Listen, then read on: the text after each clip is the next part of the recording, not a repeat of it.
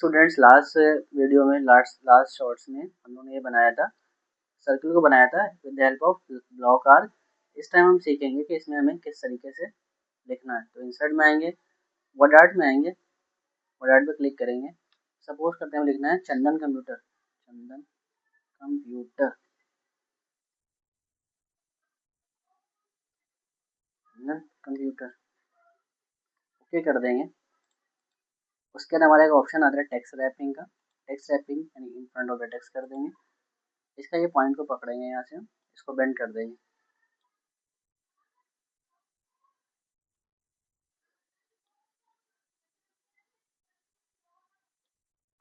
ठीक, उसके लिए स्टूडेंट्स हम इंसर्ट में आएंगे, हमें नीचे का लिखना है सेंट्रल लुधियाना, इस पर क्लिक करेंगे, लिखेंगे हम central Ludhiana,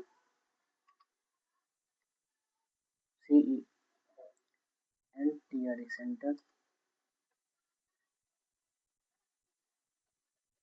central Ludhiana, okay कर देंगे स्टूडेंट्स।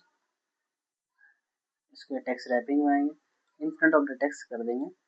सबसे इसमें इम्पोर्टेंट पॉइंट है, हम इसको ऊपर की तरफ बेंड करना है। तो एक ऑप्शन आता है फॉर्मेट में आएंगे, चेंज शेप में, इसको ऊपर की तरफ बेंड कर देंगे, पॉइंट को पकड़ेंगे।